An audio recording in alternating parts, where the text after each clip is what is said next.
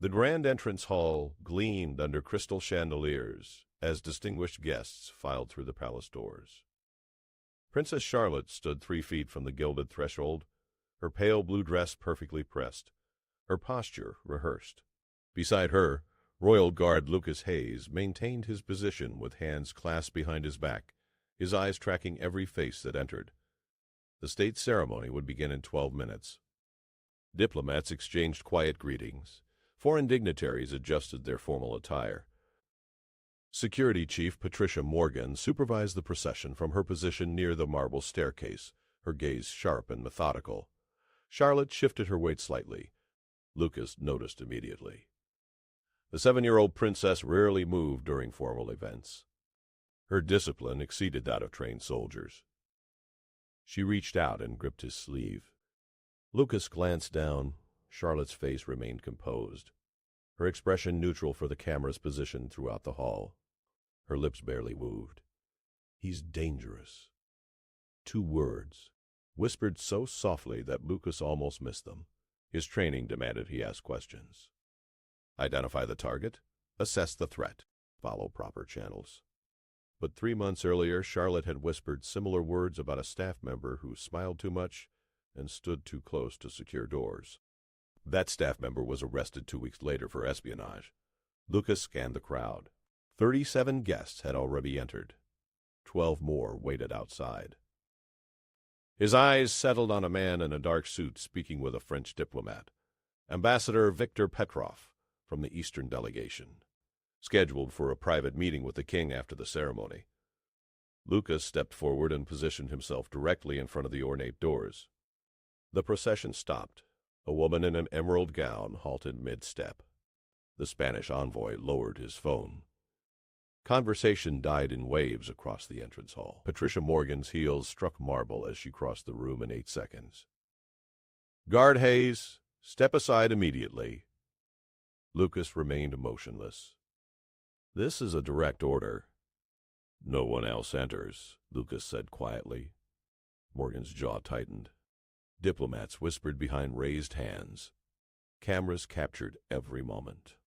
The ceremony schedule dissolved into chaos. "Explain yourself right now, or you will be removed from duty." Lucas met her eyes but offered no explanation.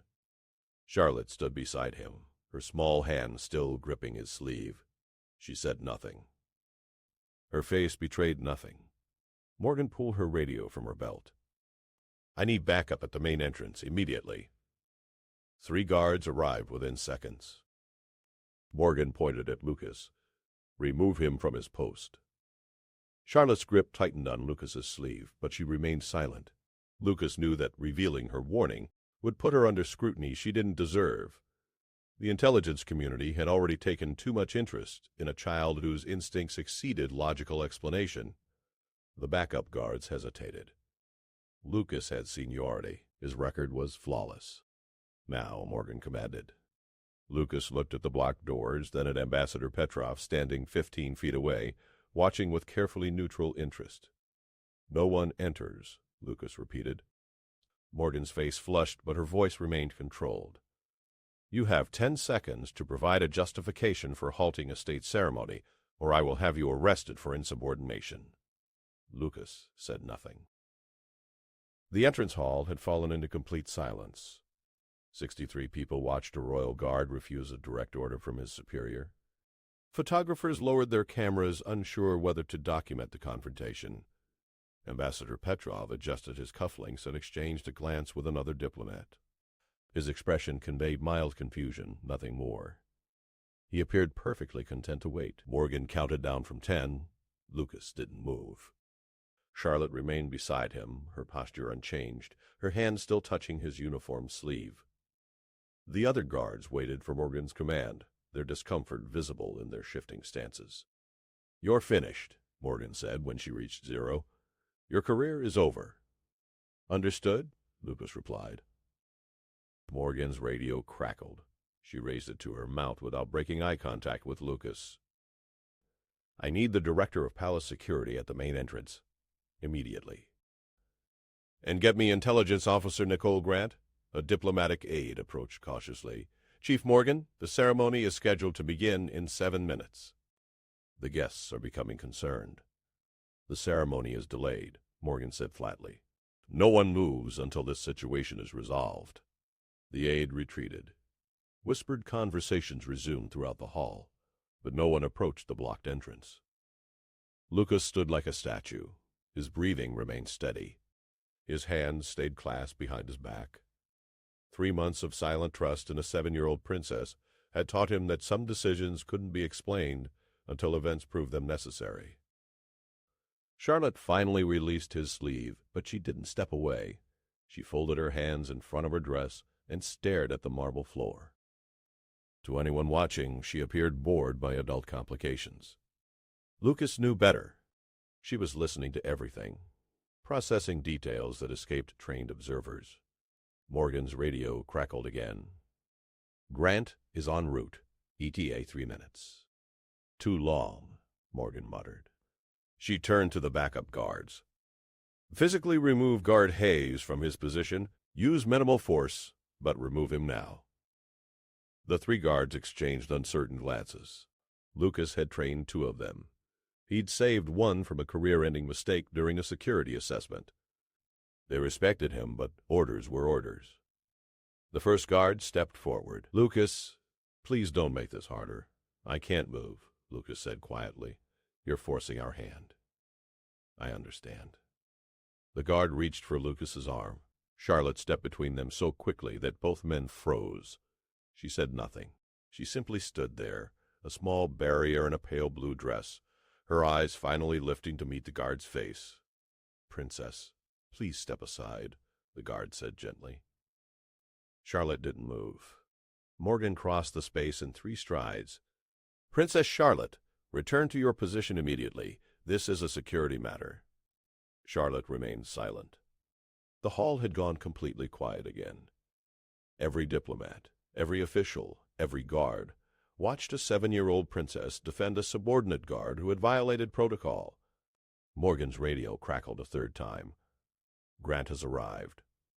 A woman in a dark suit entered from the eastern corridor, her identification badge swinging from her neck. Nicole Grant had 15 years of intelligence experience and a reputation for cold efficiency. She assessed the scene in seconds. Blocked doors, frozen procession, confrontation between security chief and royal guard, princess standing in the middle. Someone explain this quickly, Nicole said. Morgan pointed at Lucas. Guard Hayes blocked the entrance without authorization and refuses to explain. I've ordered his removal. He won't comply. Nicole turned to Lucas. What's the threat? I need you to investigate Ambassador Viktor Petrov, Lucas said. Every head turned toward Petrov, who maintained his composed expression despite suddenly becoming the center of attention. He spread his hands in a gesture of openness. This is absurd, Petrov said with a slight accent.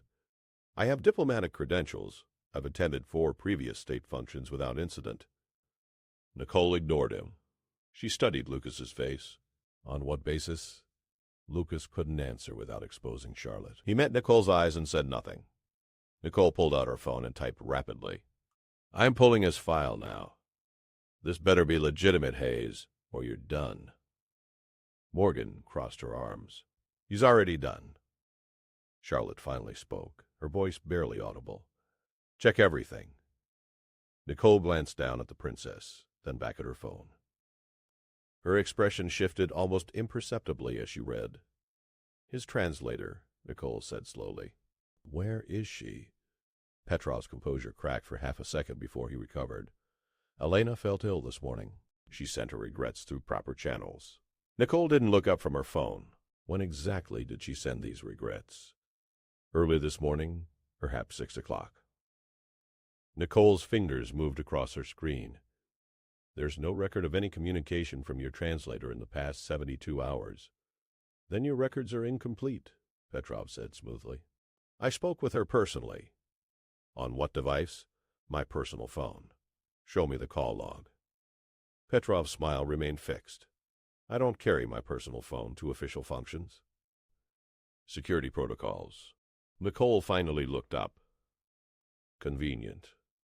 Morgan's radio crackled again, but she silenced it without checking the message. Her attention had shifted completely to the exchange between Nicole and Petrov. The other diplomats had backed away slightly, creating an unconscious circle around the ambassador. Elena Volkov hasn't been seen since Tuesday evening, Nicole said, still reading from her phone. Building security recorded her leaving her apartment at 8:47. She didn't return. Her phone has been off since Wednesday morning. I'm certain there's a reasonable explanation, Petrov replied. I'm certain there is, too. Nicole pocketed her phone. Your meeting with the king is scheduled for the private study, correct? Yes. We're discussing trade relations. Minimal security presence. The king prefers informal settings for preliminary discussions. Locked door. Petrov's smile thinned. Standard procedure for confidential matters. Nicole turned to Morgan. I want a full background check on Ambassador Petrov. Everything from the past 6 months. Communications, travel records, financial transactions, known associates. On what authority? Petrov asked, his voice hardening. Mine. Nicole held up her badge. Intelligence Division has clearance to investigate any potential security threat to the royal family. I am a credentialed ambassador representing my government. This is a diplomatic incident. Then your government can file a formal complaint after we complete our assessment. Morgan nodded to one of the backup guards. Get me a secure tablet. Priority access. The guard disappeared down the corridor. Charlotte remained motionless beside Lucas, her eyes now fixed on Petrov's leather briefcase. It sat on a side table near the entrance, placed there during the initial security screening that all guests underwent. Lucas followed her gaze. The briefcase appeared ordinary, standard diplomatic leather, worn at the corners, brass clasps, slightly tarnished. Nothing unusual. But Charlotte stared at it with an intensity that made Lucas's instincts flare. The guard returned with the tablet and handed it to Morgan. She passed it to Nicole, who began typing rapidly. The entrance hall remained frozen. Guests shifted uncomfortably. The ceremony was now 14 minutes behind schedule. No one dared leave. Your credentials show you've been in the country for 8 months, Nicole said, reading from the tablet. But there's a gap in your travel records from March through May. I was visiting regional consulates. The records are filed separately. Which consulates? Petrov named 3 cities. Nicole made notes without responding. Her expression revealed nothing, but her typing had become more aggressive. Lucas felt Charlotte's hand brush against his again. Not gripping this time, just a brief touch. He glanced down. She wasn't looking at him. Her eyes remained locked on the briefcase. Your assistant translator disappeared, Nicole continued. Your credentials have filing irregularities. Your travel history contains unexplained gaps. And you're scheduled for an unusually private meeting with minimal oversight. Coincidences, Petrov said. I don't believe in coincidences during state ceremonies. Then you're paranoid. Nicole's eyes narrowed. I'm thorough. There's a difference. Morgan stepped closer to Nicole and lowered her voice, but Lucas could still hear her. Do we have enough to detain him? Not yet, Nicole murmured back. Diplomatic immunity complicates things. We need something concrete. Then what do you recommend? Keep investigating. If I find anything actionable in the next 10 minutes, we move. If not, we let the ceremony proceed with modified security protocols. Morgan glanced at Lucas, then at Charlotte. What about Hayes? That depends on whether his instinct proves correct. Charlotte's hand touched Lucas's sleeve again. This time she tugged gently. He leaned down slightly, and she rose onto her toes. Her lips moved near his ear. One word, whispered so quietly that even he barely heard it. Briefcase. Lucas straightened and looked directly at Nicole. She was still scrolling through data on the tablet, her brow furrowed in concentration.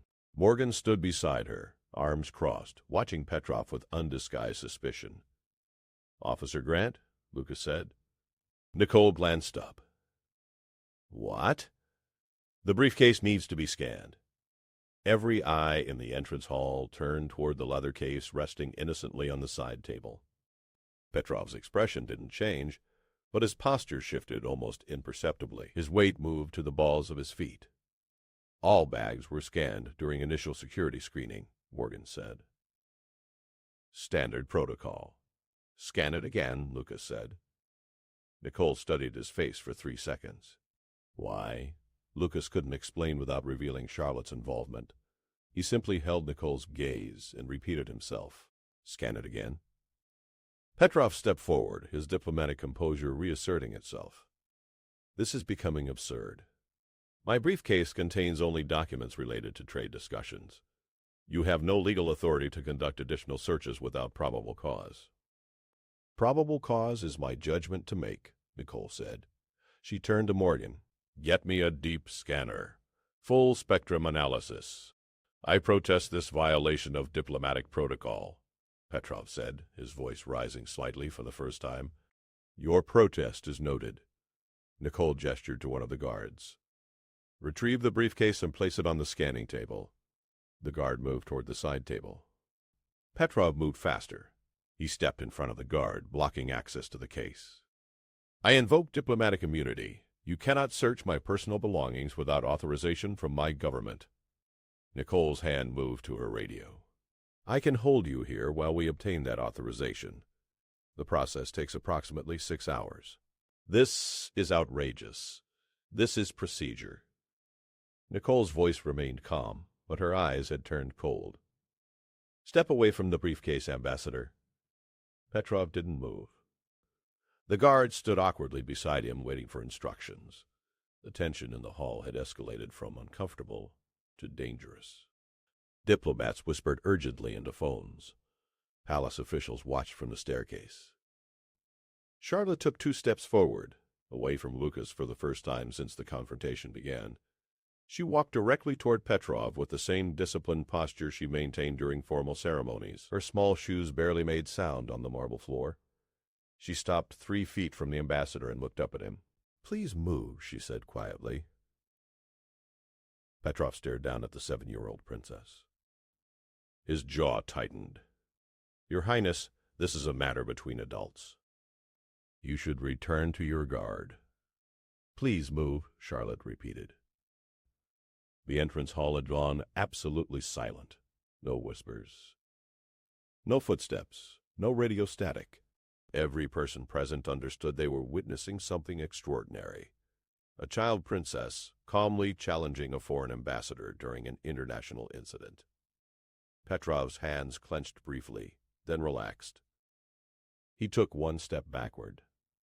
Thank you, Charlotte said. She returned to Lucas's side without another word. The guard retrieved the briefcase and carried it to a portable scanning station that another security officer had wheeled into the hall. Nicole joined him there, pulling on latex gloves and adjusting the scanner's settings. This is a diplomatic violation that will have serious consequences, Petrov said, but his voice had lost its edge. Duly noted, Nicole replied without looking at him. The scanner hummed to life. Nicole passed the briefcase beneath its sensors slowly, watching the display screen as layers of material registered in different colors. Leather showed as brown. Metal clasps appeared white. Paper documents inside created pale yellow rectangles. She frowned and adjusted the settings, increasing the penetration depth. A thin red line appeared along the interior lining of the case. Nicole froze. Her fingers moved across the controls, refining the image. The red line resolved into a grid pattern. Too geometric to be natural, too precise to be decorative stitching. Morgan, Nicole said quietly. Clear the hall. Morgan's training overrode her confusion. Everyone exit through the east corridor immediately. This is not optional. Move now. Diplomats grabbed their belongings and hurried toward the designated exit. Palace officials ushered guests away from the entrance. The Spanish envoy protested briefly before his own security detail pulled him toward safety. Within 90 seconds, the entrance hall contained only essential personnel. Nicole, Morgan, Lucas, Charlotte, 3 security guards, and Petrov. Princess Charlotte needs to leave as well, Morgan said. Charlotte didn't move.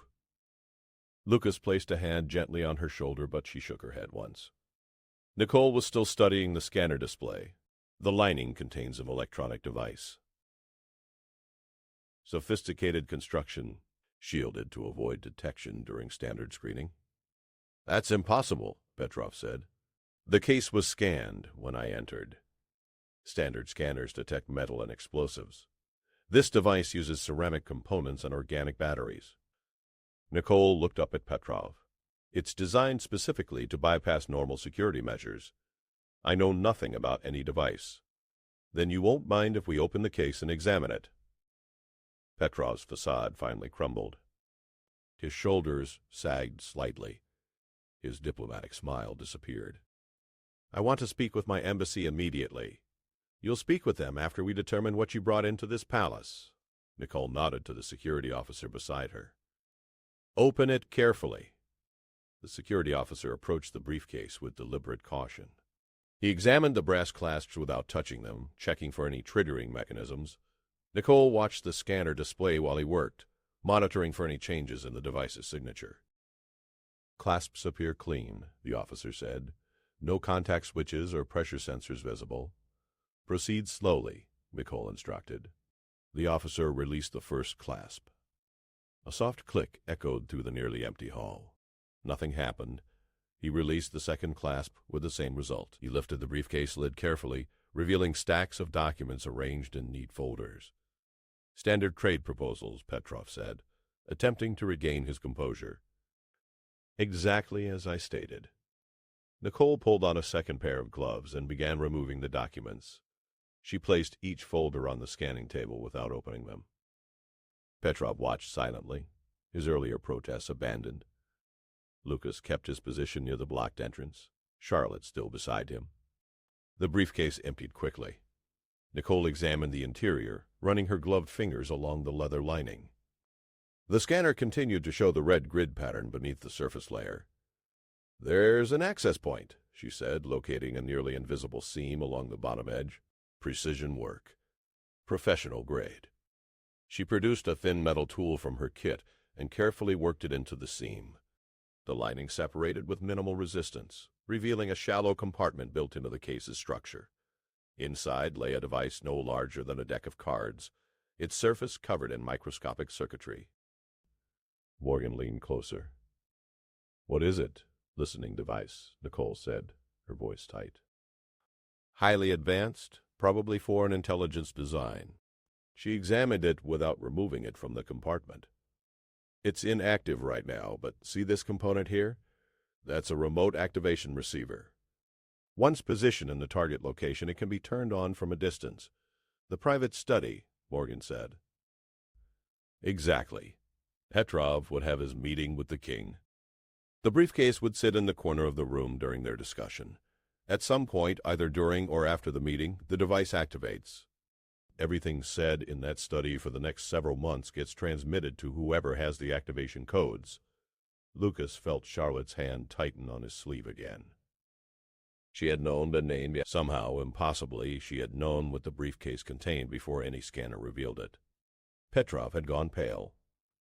He said nothing, but his eyes tracked every movement Nicole made. Ceramic construction for the housing, Nicole continued, still examining the device. Organic power cells that mimic the chemical signature of leather treatment. Transmission frequency probably shifts to avoid detection. This is military-grade espionage equipment. Morgan's radio crackled. She answered it quietly, listened for several seconds, then responded with a single word. Confirmed. She turned to Petrov. Your translator, Elena Volkov, was found 2 hours ago at a safe house near the airport. She's alive, but heavily sedated. Preliminary questioning suggests she was abducted Tuesday night and held until this morning. I had nothing to do with that, Petrov said quickly. Her abductors wanted her credentials and her schedule. They wanted to know every detail of your planned meeting with the king. She resisted until they threatened her family. Morgan's voice remained professionally neutral, but her disgust showed in her eyes. She gave them everything yesterday evening. Nicole carefully photographed the device from multiple angles without touching it further. This confirms premeditation. They grabbed the translator to ensure no unexpected variables during the meeting. Petrov brings the device into the palace during the state ceremony when security is focused on crowd management rather than individual screening. He attends his private meeting, leaves the briefcase in the study as planned, and the device activates after he's departed. I want a lawyer, Petrov said. You'll get one after we finish processing you. Morgan gestured to the guards. Take him into custody, diplomatic detention protocols. Notify his embassy that he's being held on suspicion of espionage. 2 guards moved forward. Petrov didn't resist as they placed him in restraints. His earlier confidence had evaporated completely. As they led him toward the east corridor, he glanced back at Lucas and Charlotte. "How did you know?" he asked quietly. Lucas didn't answer. Charlotte remained silent. Petrov shook his head slightly, as if trying to solve a puzzle he couldn't comprehend, then allowed himself to be escorted away. Nicole sealed the briefcase and the device inside an evidence container. She labeled it with case numbers and security classifications, her movements efficient and practiced. When she finished, she turned to Lucas. "You stopped a major intelligence breach," she said. "If that device had been activated, months of classified discussions would have been compromised. Policies, strategies, security arrangements, the damage would have been catastrophic." Lucas nodded, but offered no explanation for his actions. Nicole glanced at Charlotte, then back at Lucas. 3 months ago, you reported suspicious behavior from a staff member, based on limited evidence. That staff member is now serving 15 years for espionage. Today, you blocked an ambassador based on nothing but instinct. How do you consistently identify threats before anyone else? Training, Lucas said simply. That's not training, that's something else. Morgan approached, her earlier anger replaced by careful neutrality. Guard Hayes, your actions were technically insubordinate, but the results justify the protocol violation. I'm recommending you for commendation rather than disciplinary action. Understood. However, I need to know what triggered your response. What specifically made you suspect Petrov? Lucas met her eyes. Intuition. Morgan studied him for a long moment, clearly unsatisfied with the answer but unable to challenge the results. Intuition doesn't block state ceremonies.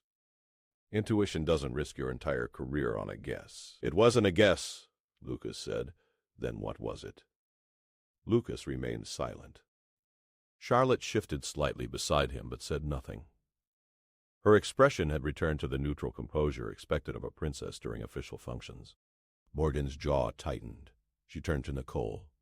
Intelligence will need a full debrief from Guard Hayes. Today, agreed, Nicole said. She was still watching Charlotte with an intensity that made Lucas uncomfortable. But first, I need to inform the king about what just happened. He was minutes away from meeting with a foreign intelligence operative in a compromised location. I'll escort you, Morgan said. She gestured to the remaining guards. Resume normal security protocols. The ceremony is canceled. Notify all guests through proper channels. The guards dispersed to their assigned tasks. Nicole packed her equipment carefully, sealing each piece of evidence according to strict procedures. Morgan made 3 phone calls in rapid succession, her voice low and controlled as she explained the situation to unseen officials. Lucas finally allowed himself to relax slightly. His shoulders dropped half an inch. His breathing deepened. Charlotte released his sleeve and stepped back, maintaining the proper distance between a princess and her guard. Nicole finished packing and approached them. She crouched down to Charlotte's eye level, a gesture that surprised Lucas. Few palace officials acknowledged Charlotte as anything other than a formal presence. Princess Charlotte, Nicole said gently, did you notice something unusual about Ambassador Petrov? Charlotte met her eyes but didn't respond. It's all right to tell me. You're not in any trouble. I know, Charlotte said quietly. Then can you explain what you noticed? Charlotte glanced at Lucas, then back at Nicole. Some people feel wrong. Feel wrong how? Like they're pretending to be someone they're not. Nicole absorbed this information without visible reaction. Have you felt this before? Sometimes. How often? Charlotte didn't answer. Lucas placed a hand on her shoulder, a subtle signal that the questioning should end. Nicole caught the gesture and straightened. She has a remarkable instinct, Nicole said, directing her words at Lucas now. The intelligence community documented it after the previous incident. There's been discussion about whether she should receive specialized training. She's 7 years old, Lucas said flatly. I'm aware. That's why it's only been discussion. Nicole's expression softened slightly, but instincts like hers are extremely rare. If properly developed, she could identify threats that our most advanced technology misses, or she could have a normal childhood. Those aren't mutually exclusive. Yes, they are. The tension between them crystallized. Nicole was an intelligence officer who saw potential assets.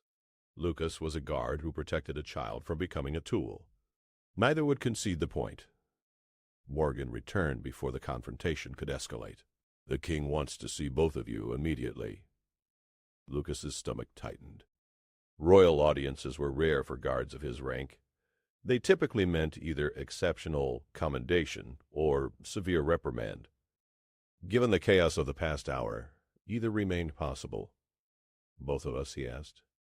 You and Princess Charlotte. The king specifically requested her presence. Charlotte showed no reaction to this news.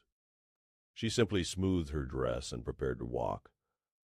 Lucas fell into position beside her, resuming his formal posture. They followed Morgan through the palace corridors. The usual crowds of staff and officials had thinned dramatically. Word of the incident had spread, and most personnel had retreated to their offices to await official announcements. The few people they encountered stepped aside quickly, their eyes tracking Charlotte with a mixture of curiosity and unease. Morgan led them to the king's private office, a room Lucas had never entered in 3 years of service. She knocked twice and waited for acknowledgement. "Enter," a voice called from inside. Morgan opened the door and gestured for Lucas and Charlotte to proceed. They stepped into a wood-paneled room lined with books and historical artifacts. The king stood near a window overlooking the palace gardens, his hands clasped behind his back. He was a tall man in his late 50s, his hair gray at the temples, his bearing still military, despite decades away from active service. He turned as they entered and studied them both with eyes that missed nothing. Guard haze. Charlotte. He gestured toward 2 chairs positioned near his desk. Please sit. Charlotte sat immediately, her posture perfect. Lucas remained standing until the king gestured more insistently. Sit, Guard Hayes. This isn't a formal reprimand. Lucas sat carefully, every muscle tense. The king moved to his desk but didn't sit behind it. Instead, he leaned against the front edge, a deliberately casual posture that did nothing to ease Lucas's nerves. I've been briefed on what happened at the entrance hall, the king said. Ambassador Petrov is in custody. The device has been secured. Intelligence is coordinating with foreign affairs to manage the diplomatic fallout. The king paused, his gaze moving between Lucas and Charlotte. What I haven't been told is why Guard Hayes chose to block the entrance in the first place. Multiple officials have asked him.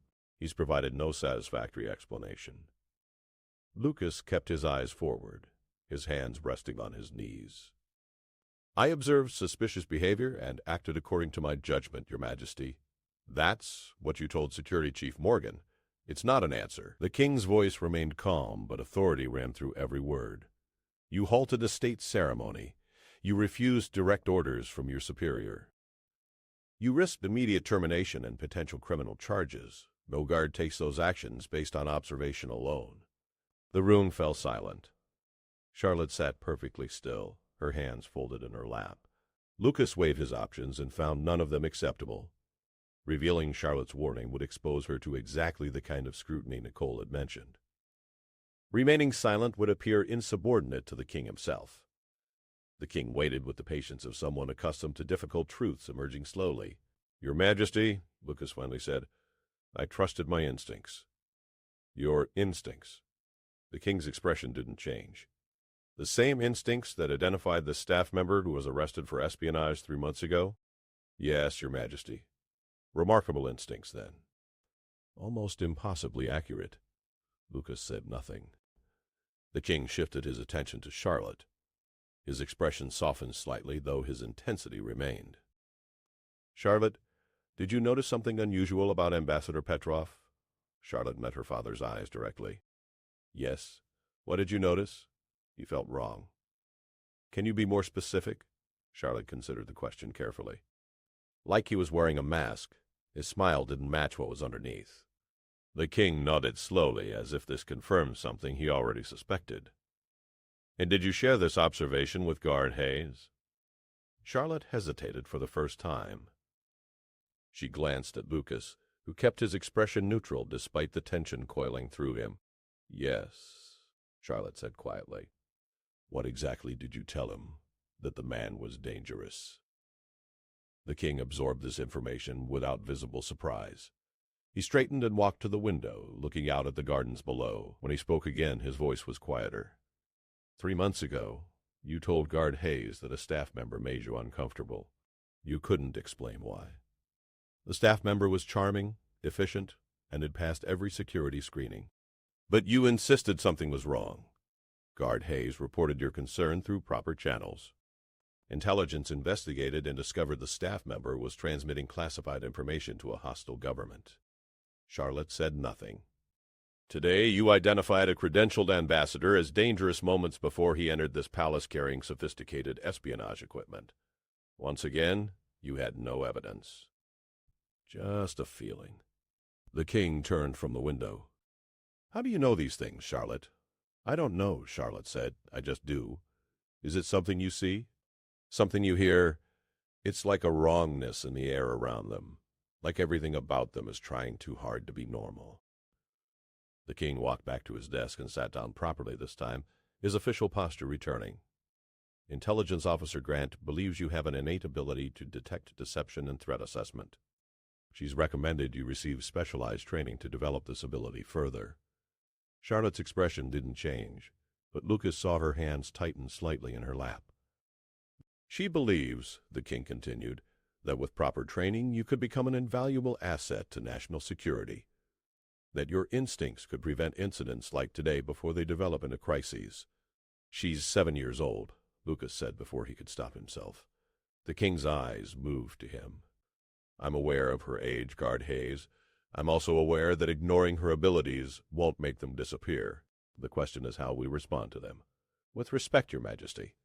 Treating her as an intelligence asset will destroy her childhood, and ignoring threats she identifies could destroy lives. The king's voice remained level, but steel entered his tone. 2 incidents in 3 months. Both times she was correct. Both times she prevented significant damage to national security. How many more incidents do we ignore before we acknowledge what she can do? Lucas had no answer that wouldn't sound like insubordination. The king looked at Charlotte again. What do you want, Charlotte? If you could choose, what would you prefer? Charlotte met her father's eyes without flinching.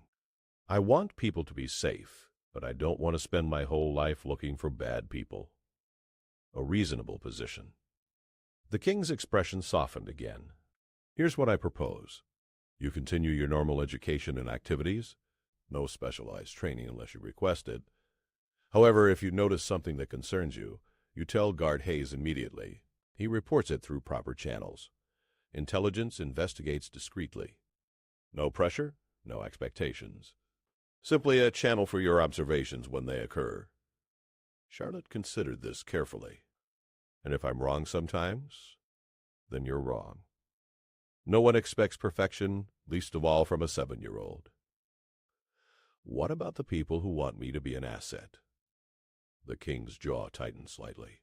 I'll handle those people. This is my decision, not theirs. Not Pa. Charlotte nodded slowly. Okay. Thank you. The king's shoulders relaxed fractionally. He turned his attention back to Lucas. Guard Hayes, your actions today were technically violations of protocol. You ignored direct orders. You created a diplomatic incident. You brought a state ceremony to a complete halt. Lucas straightened in his chair, preparing for whatever judgment followed. You also prevented a serious intelligence breach that could have compromised national security for months or years. You trusted information that couldn't be verified and took action despite enormous professional risk. The king paused. That required both courage and excellent judgment. Thank you, Your Majesty. I'm not finished. The king's expression hardened slightly.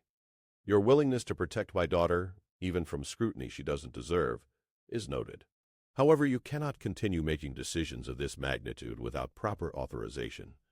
If Charlotte shares a concern with you again, you report it immediately to Intelligence Officer Grant. Not after you've halted a ceremony. Not after you've created chaos.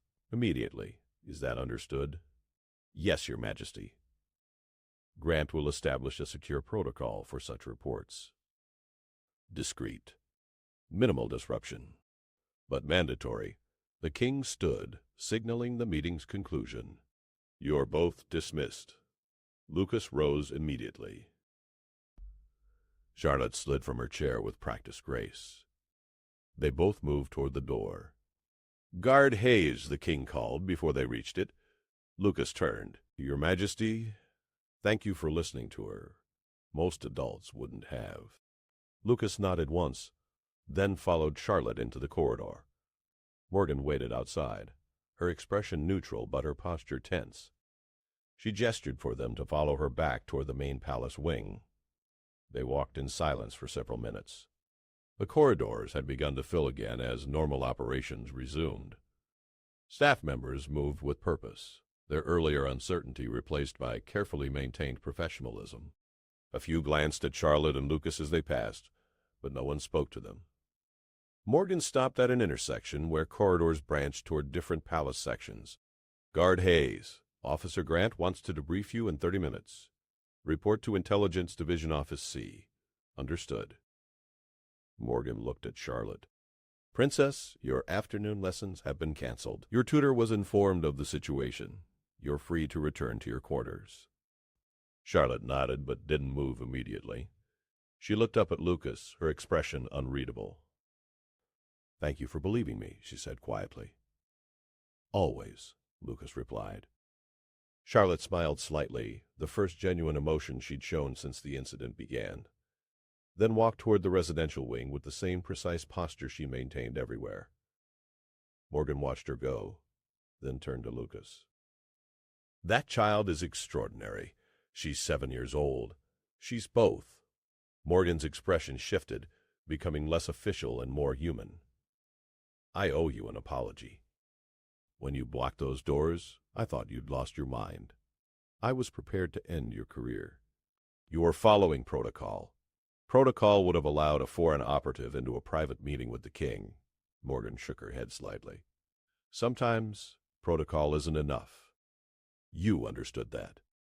I didn't. Lucas said nothing. The king is right, though. You can't keep doing this alone. If Charlotte identifies another threat, proper channels exist for a reason. Use them. I will. Morgan studied him for a moment longer. You care about her. Not just as a guard protecting royalty.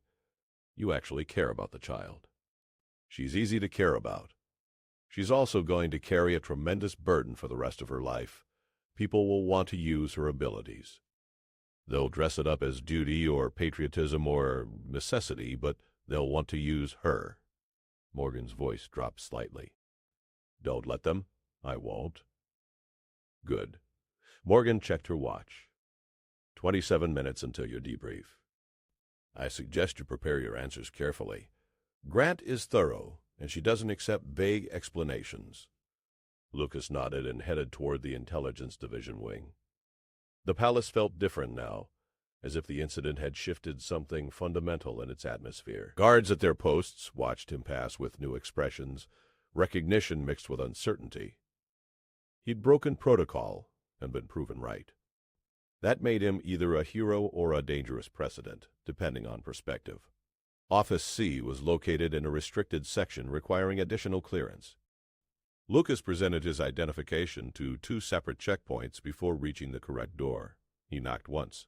Enter, Nicole's voice called from inside. The office was smaller than Lucas expected, filled with computer equipment and filing cabinets. Nicole sat behind a desk covered in documents and photographs, many of them showing Petrov from various angles and locations. She gestured to a chair across from her. Sit. This won't take long. Lucas sat, his posture formal. Nicole picked up a tablet and began typing. For the record, this is a formal intelligence debrief regarding Incident 0742. Guard Lucas Hayes, identification number 83694. Date is current. Time is 1447. She looked up. Do you understand that this conversation is being recorded and may be used in official proceedings? Yes. Good. Let's start with the simplest question. When did you first suspect Ambassador Petrov posed a threat? Lucas chose his words carefully. When Princess Charlotte indicated he made her uncomfortable. At what time did this occur? Approximately 11:52, moments before the ceremony was scheduled to begin. Nicole made notes on her tablet. What specifically did Princess Charlotte say? She whispered 2 words. He's dangerous.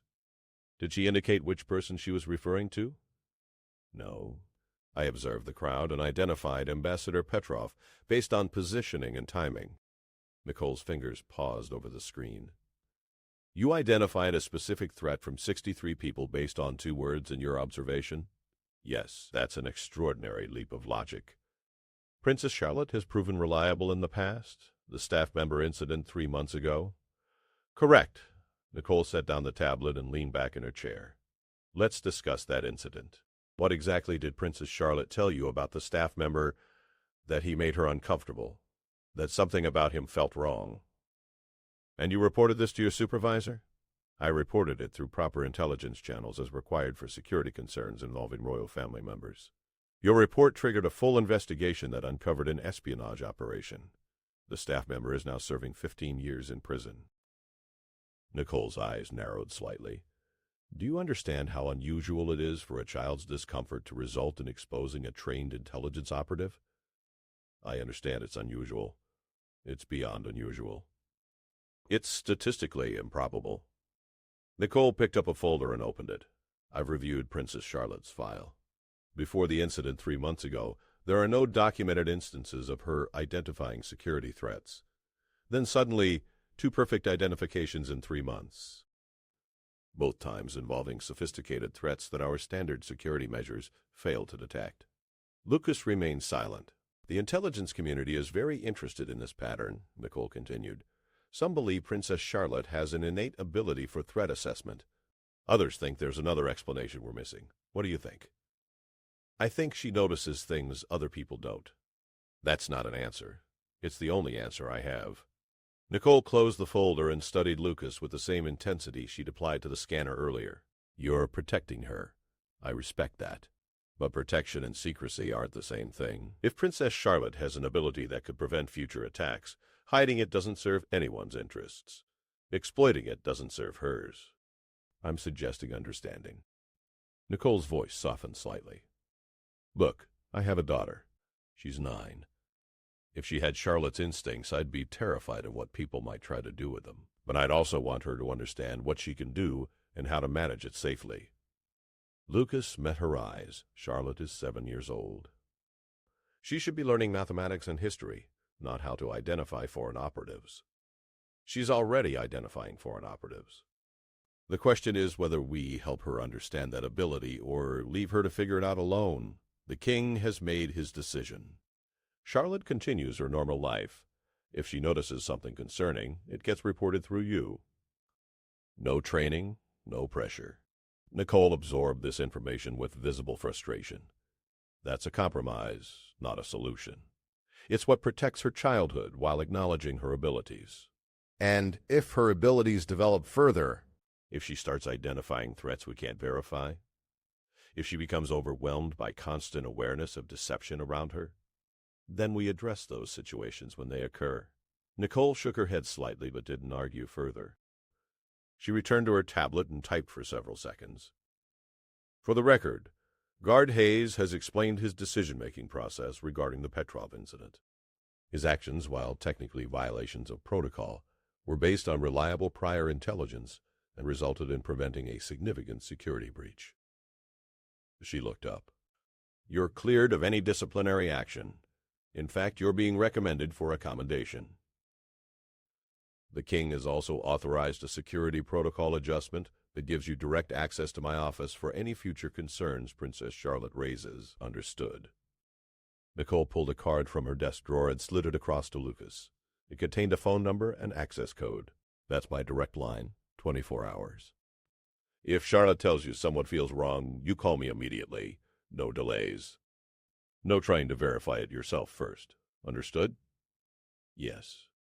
Good. Nicole stood, signaling the debrief's conclusion. One more thing.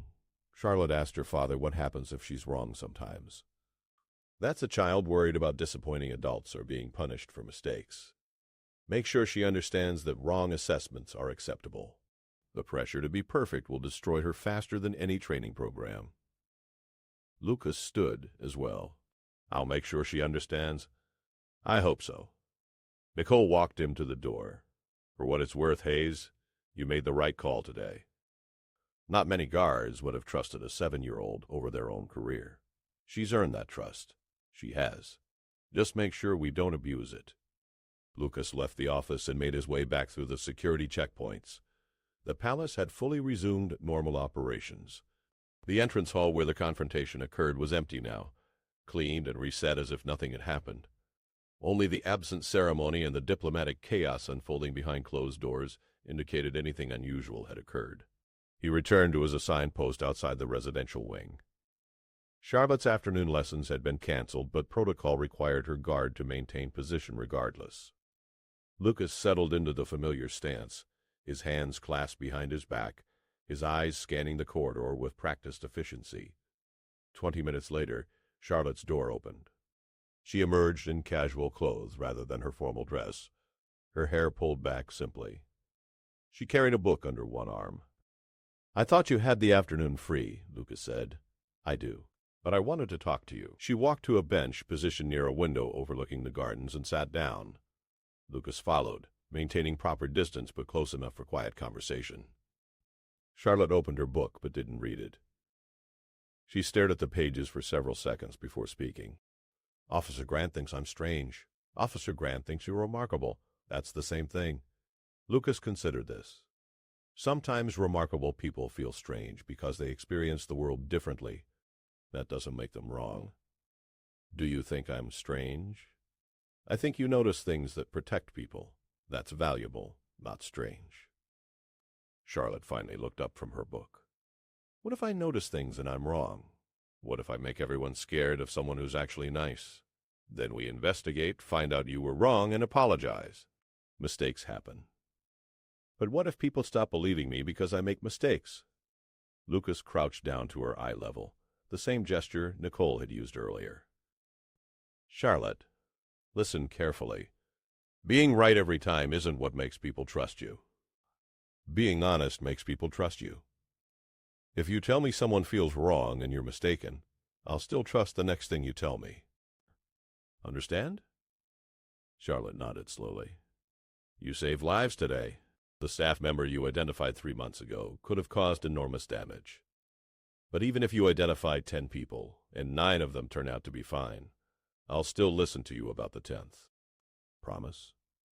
"Promise." Charlotte smiled slightly and returned to her book, this time actually reading. Lucas straightened and resumed his position, his eyes returning to the corridor. The palace continued its rhythms around them. Staff members passed. Guards changed shifts.